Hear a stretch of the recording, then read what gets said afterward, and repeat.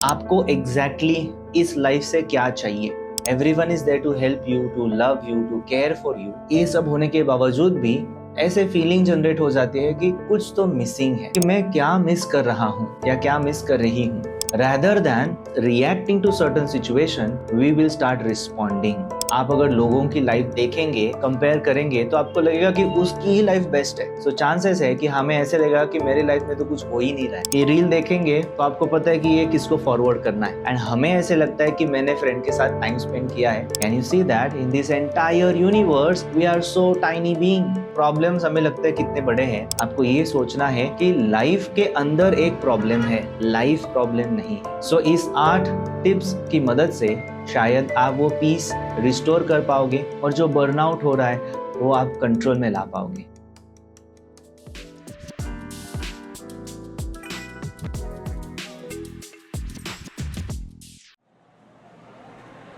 कभी ऐसे लगा है कि आपकी लाइफ आपके ही कंट्रोल में नहीं है? आपका शेड्यूल हमेशा आइदर हस्बैंड या बच्चों के शेड्यूल पर डिपेंडेंट होता है। खुद के लिए टाइम देना है, कुछ हॉबीज परस्यू करनी है, ये कभी होता नहीं है, and that results into sadness.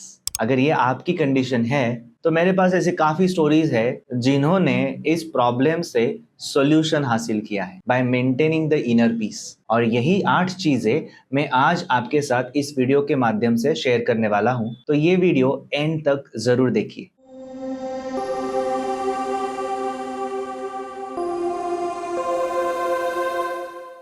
नमस्ते। Today we will start with a question. एक क्वेश्चन आपको पूछूंगा, आप उसका मन में ही जवाब दे दीजिए। क्वेश्चन इज, आपको एग्जैक्टली इस लाइफ से क्या चाहिए? आपको ऐसे लग रहा है ना कि आपकी लाइफ पूरी तरह से आउट ऑफ कंट्रोल जा चुकी है, बट आपको चाहिए क्या? आप में से कुछ लोगों को प्रॉपर जॉब्स है और उसका भी टेंशन है, बट पहले ऐसे लगता था कि अगर मुझे जॉब मिलेगी, खुद का कुछ काम रहेगा या पैसे कमाऊंगा तो अच्छा लगेगा, बट अभी ये जॉब होने के बावजूद भी ऐसे लगता है कि ये तो मेरे हाथ से निकल रहा है। Second thing, do you need ghar? Do you need home? अभी किसी किसी के पास अपना घर है, बट उसके ईएमआई चुकाते चुकाते ही हमारी मन की शांति जा रही है, राइट? वो पीसफुल नींद नहीं आ पाती है कभी कभी, बिकॉज काम का टेंशन होता है, घर के टेंशन होते हैं। Now the third thing is about the money.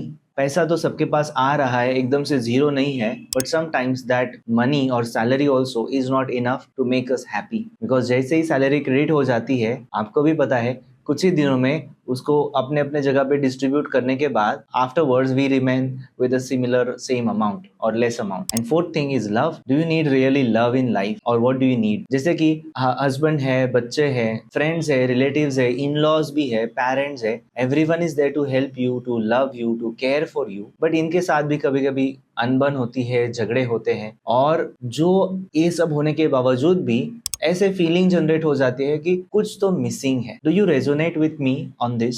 Yes.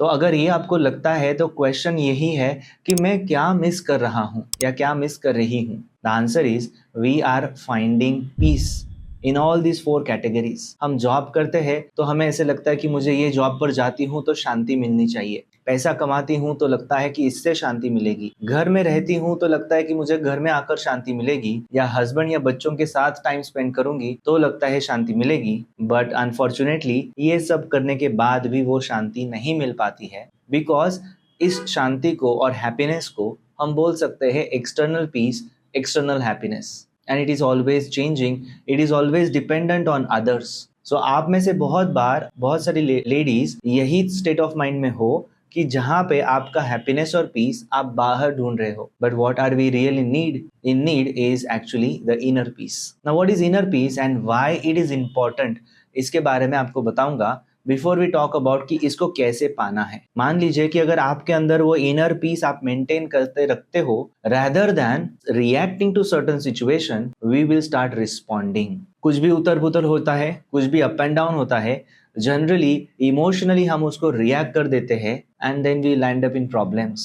But अगर आपके अंदर वो इनर पीस आप मेंटेन करके रखते हो, तो उसका बेनिफिट ये मिलेगा that you can respond, you can take a pause, you can break for some time and then come up with a better reaction, come up with a better solution। तो ये आपकी लाइफ को आसान बनाएगा। इसका ये बेनिफिट मिलता है कि आप उस सिचुएशन को आपके कंट्रोल में लेकर आ सकते हो। जैसे कि फॉर एग्जांपल आपको बताता हूँ, आपका वीकेंड में कुछ प्लान बना था हस्बैंड के साथ, बच्चों के साथ, एंड सडनली आपको पता चलता है कि हस्बैंड ये मीटिंग के लिए बाहर गाँव जाने वाले हैं एंड वो प्लान अभी नहीं हो सकता है। नॉर्मल रिएक्शन विल बी, आपको गुस्सा आएगा, आप दुखी हो जाओगे कि मैंने इतनी मेहनत की थी इसके लिए बट ये हो नहीं पा रहा है। So that is reaction. But imagine कीजिए आप इंटरनली पीसफुल हो तो उसका रिएक्शन नहीं निकलेगा, रिस्पॉन्स निकलेगा कि ठीक है, अगर आप नहीं आ पा रहे हो, what else I can do on that weekend. अपने आप ये सिचुएशन आपके कंट्रोल में आप कर पाओगे। Now this is the second thing जहां पे आप आपकी लाइफ को कंट्रोल में ला पा रहे हो।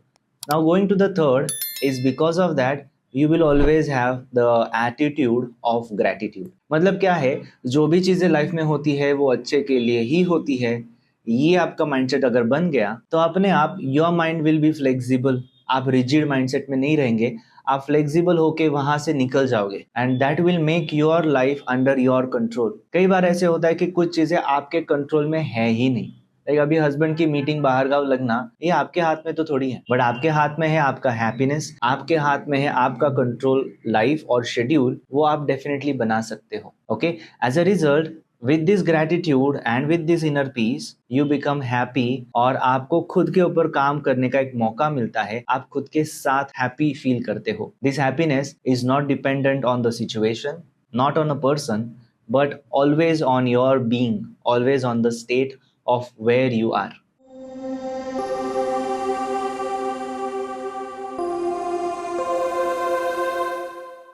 First is appreciate your efforts. आपकी लाइफ में आप जो भी कर रहे हो, ये हर एक एफर्ट्स को आपको खुद को ही अप्रिशिएट करना है।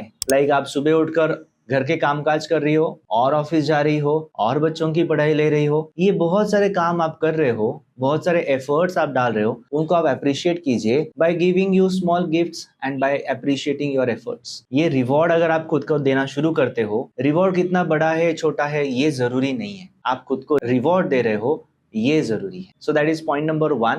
It is very simple and easy to do. Point 2 is आपको आपका पूरा साल कोशिश हो तो प्लान करना है, लाइक 6 मंथ्स 1 ईयर, तो आपको पता चलेगा कि अभी मैं लाइफ को कंट्रोल में ले सकती हूँ। कभी कभी हम एक दिन का सोचते हैं, एक हफ्ते का सोचते हैं, तो ऐसे लगता है कि I cannot manage all the things at a time and that is quite possible. For example, अगर आपको लगता है कि मुझे खुद के लिए एक मी टाइम चाहिए, बट अभी फरवरी मार्च का महीना है जहां पे बच्चों की एग्जाम्स आने वाली है, तो वो मी टाइम आप खुद को दे ही नहीं पाओगे। You have to behind your children, उनके साथ रहो, उनकी पढ़ाई करो, उनको हेल्प करो, एक्सेट्रा एक्सेट्रा। बट अगर आप मई या जून महीने में आप देखेंगे, सो वो आप खुद के लिए समय निकाल पाओगे। सो अभी जो आप मेहनत कर रहे हो तो उसमें आप जी लगा के मेहनत करेंगे बच्चों के साथ, but May and June will be your time जहां पे आप खुद को समय दे पाओगे। So what do I mean, अगर आप इस तरह से 6 महीने का, 1 साल का प्लान बनाते हो, जहां पे मोटा मोटी आप प्लान करेंगे कि दिस इज माई टाइम, यहाँ पे मैं हॉबीज करूंगी, यहाँ पे मैं ये काम करूंगी, तो ऑटोमेटिकली आप उस समय के लिए तो पीस ऑफ माइंड में आ जाओगे, जहां पे आपको ऐसा नहीं लगेगा कि मैं इतने एफर्ट्स डाल रही हूँ और मुझे कोई सपोर्ट नहीं मिल रहा है। So that is point number 2। Third point is focus on what you have rather than what you don't have। English में से कहते हैं ना, the grass is always greener on the other side। आप अगर लोगों की लाइफ देखेंगे, कंपेयर करेंगे, तो आपको लगेगा कि उसकी ही लाइफ बेस्ट है। वो अपने बच्चों को कैसे संभाल रही है, वो हस्बैंड के साथ कैसे घूम रही है, उसने क्या किया, उसने वो किया। ऐसे अगर हम देखते रहेंगे तो चांसेस है कि हमें ऐसे लगेगा कि मेरी लाइफ में तो कुछ हो ही नहीं रहा है, तो मेरी लाइफ तो आउट ऑफ कंट्रोल गई है। तो ऐसा नहीं करना है। You have to focus on your life and then see what all you have. अगर आप देखेंगे कि आपकी लाइफ में भी बहुत सारी चीजें अच्छी तरीके से हो रही है, maybe with respect to your in laws, maybe with respect to your husband, might be so loving, so caring and supportive, maybe your kids are so obedient, वो आपकी बातें सुनते हैं, वो आप बताएंगे तो वो सारी चीजें करते हैं। अगर ये सारी चीजें हो रही है, then again you go back and appreciate कि this is because you are working on them, working with them। इसीलिए आप इस सिचुएशन को कंट्रोल में ला सकते हो। आउट ऑफ कंट्रोल जाने की एक ही वजह है, you start focusing out and you shift your consciousness from yourself to others। तो ये नहीं करना है। You have to bring your consciousness, your focus on yourself and your life। Fourth point is you have to spend real quality time with your family, with your relatives or your friends. कई बार हम Instagram पर connected रहते हैं and many of us will have this habit कि reel देखेंगे तो आपको पता है कि ये किसको फॉरवर्ड करना है and एक दूसरों को रील फॉरवर्ड करते रहते हैं and हमें ऐसे लगता है कि मैंने फ्रेंड के साथ टाइम स्पेंड किया है, बट ऐसा कुछ है नहीं. आपको रियली उसके साथ बैठकर बातें करनी है, उसकी लाइफ को सुनना है, आपकी लाइफ को उसको सुनाना है. अगर ये सब आप करते हो then you are spending real quality time and one thing from that you will realise that आपका जो प्रॉब्लम है ना वो सबसे बड़ा नहीं है. बाकी लोगों के लाइफ में भी प्रॉब्लम्स चलते हैं और आपके जैसे ही है. So everyone is sailing in the same boat, everyone is going towards the same journey and everyone has problems. So to give you an idea, you can see this universe, बहुत बड़ा universe है और इसमें आप देखिए अभी there are so many galaxies. In these so many galaxies there are hundreds and thousands of galaxies. अभी उसमें देखिए एक गैलेक्सी है, उस गैलेक्सी में कई सारी सोलर सिस्टम्स हैं. इन अलग अलग सोलर सिस्टम्स के अंदर हमारी एक सोलर सिस्टम है. इस सोलर सिस्टम में एक हमारा प्लैनेट है, इसमें बहुत सारी कंट्रीज है और उस कंट्रीज में बहुत सारे लोग रहते हैं. उसमें हमारा एक भारत देश है और उसमें अलग अलग स्टेट्स है. वहां पर एक किसी स्टेट के अंदर आप रहते हो और ये आप हो. Can you see that in this entire universe we are so tiny being. तो अभी इतने छोटे से हमारे बीइंग के प्रॉब्लम्स हमें लगता है कितने बड़े हैं, बट इतने बड़े यूनिवर्स के सामने वो बहुत ही छोटे हैं. सो मेरा बताने का तात्पर्य ये है कि आपको अगर लगता है कि मेरे लाइफ में बहुत बड़े बड़े प्रॉब्लम्स है, do not think like that. आपको ये सोचना है कि लाइफ के अंदर एक प्रॉब्लम है, लाइफ प्रॉब्लम नहीं है. कई बार हमारा फोकस इस प्रॉब्लम के ऊपर इतना ज्यादा होता है कि हमें वो प्रॉब्लम पूरा जूम इन करके देखने के लिए मिलता है and then we don't see the life. Master Choa used to say that what you meditate on you become. अगर आपका पूरा ध्यान अपने प्रॉब्लम के ऊपर ही रखा, आप ये बार बार बोलते रहे कि मेरा तो कुछ है ही नहीं, मेरे लाइफ में कुछ चल ही नहीं रहा है, तो आपके लाइफ में वैसे ही होते रहेगा. What you have to do, you have to meditate on the right thing कि आपके पास क्या है और वो उसके ऊपर आप फोकस करेंगे, then you will see that your life is becoming better. Now the point 5 is about small breaks. अगर लाइफ में आप छोटे छोटे ब्रेक्स लेते हो rather than having a big vacation, तो बीच बीच में ना आपका माइंड रिलैक्स हो जाएगा. कई बार आप बर्नआउट फील करते रहेंगे कि सुबह से लेकर शाम तक काम करो, घर पे आने के बाद घर के काम काज करो, वीकेंड्स में जब टाइम मिलता है तो उसमें पता ही नहीं चल रहा है वीकेंड कहाँ गया. So in that phase also you have to take small breaks. Maybe दिन भर काम के समय आप ले लीजिए, बट ब्रेक का मतलब ये नहीं कि इंस्टाग्राम देखना है या यूट्यूब देखना है. ब्रेक का मतलब है रियल ब्रेक, कुछ भी नहीं करना है. अगर ऐसे छोटे छोटे ब्रेक्स अगर आपने खुद को दिए, खुद के माइंड को दिए, तो माइंड रिफ्रेश हो जाएगा, रिस्टार्ट हो जाएगा. And rather than feeling that I am left out and everything is going ahead and also my life is out of my control, धीरे धीरे आप इन्हीं चीजों के ऊपर कंट्रोल ला पाओगे. Because now your mind is fresh, mind is relaxed, so you can think and choose what you want to do. Now the next step is very important and interesting, is called as mindfulness. बहुत बार हम इतने over thinking की इसमें चले जाते हैं कि हमें पता ही नहीं चलता कि हम हमारा फोकस पूरा फ्यूचर पर दे चुके हैं. जो चीज़ हुई नहीं है उसके बारे में सोचते बैठते हैं. एज अ रिजल्ट हमें अब भी लगता है कि मेरे लाइफ में कुछ होने ही नहीं वाला है. सो ये नहीं करना है. You have to shift your consciousness to the present moment कि अभी क्या चल रहा है. Is the situation is under my control और out of my control now.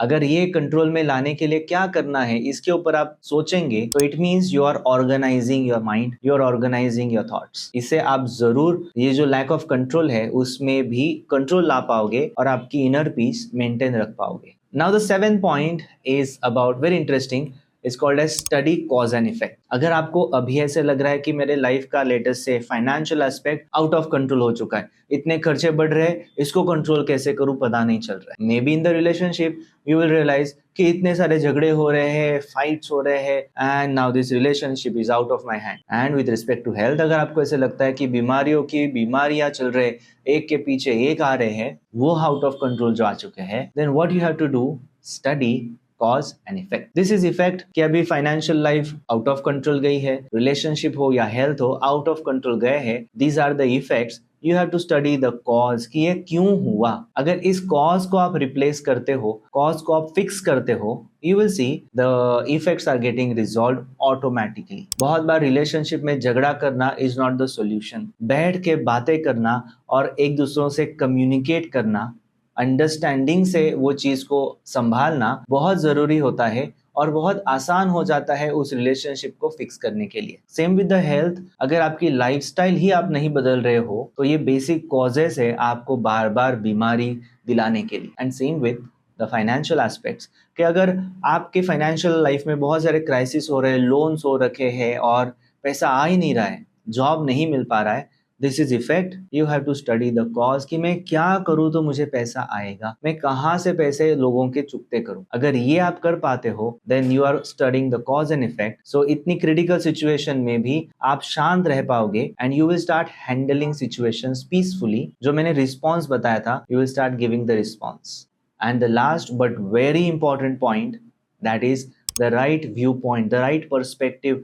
आप आपकी लाइफ को किस नजरिए से देखते हो, ये भी काफी जरूरी है। आपको अगर अभी लग रहा है कि मेरी लाइफ में पूरा केओस हो चुका है, तो आपका व्यू पॉइंट केओटिक नजरिए से जा रहा है। बट अगर आपका व्यू पॉइंट आप चेंज करते हो, आप परसीव करना शुरू करते हो, देखना शुरू करते हो कि okay, this is the problem and how I can solve it, this is a challenge, how I can overcome it. तो ये जब आपका पर्सपेक्टिव बदलेगा, ये जब आपका व्यू बदलेगा, you will realise rather than you are sitting and crying, you have something to work on, you have something to solve। तो ये पर्सपेक्टिव खाली आप चेंज कीजिए, you will realize the situations are getting better। so ये रखने के लिए आपको सबसे जरूरी है इज इनर पीस। ये जानने के लिए सबसे जरूरी है इज काम माइंड। सो मेडिटेशन टेक्निक्स है, हीलिंग टेक्निक्स है, या आप खुद के लिए कुछ स्पिरिचुअल टेक्निक्स फॉलो कर सकते हो, रिचुअल्स फॉलो कर सकते हो, जिसकी मदद से आप ये व्यू पॉइंट बिल्ड कर सकते हैं। अगर आपने ये व्यू पॉइंट बिल्ड किया देन डेफिनेटली आपकी अनकंट्रोल्ड लाइफ आप कंट्रोल में भी ला सकते हो और आपका पीस भी आप मेंटेन कर सकते हो। Why I am sharing all this things with you is because I really concern कि ऐसे बहुत सारी लेडीज है जो मुंबई में इतना ज्यादा एक्टिवली काम कर रही है and they are burn out. वो घर भी देख रही है, ऑफिस भी देख रही है, बच्चों का भी वही कर रही है। Of course they have supporting husband and many times supportive in-laws and family, but still they are burning out. Maybe you are one of them. So इस 8 टिप्स की मदद से शायद आप वो पीस रिस्टोर कर पाओगे और जो बर्नआउट हो रहा है, आपको ऐसे लग रहा है कि आपकी लाइफ आउट ऑफ कंट्रोल गई है, वो आप कंट्रोल में ला पाओगे। डेफिनेटली ये टिप्स को ट्राई करके देखिए, और जिन्होंने इसके पहले ये 8 में से कोई भी टिप अप्लाई करके देखिए तो मुझे कमेंट्स में ज़रूर बताइए whether it is working for you and how it is working for you. I will be curious to know that these techniques are helping you to overcome the chaos in your life. Wish you all the best, and as I always say, from my heart to your heart, Atma Namaste.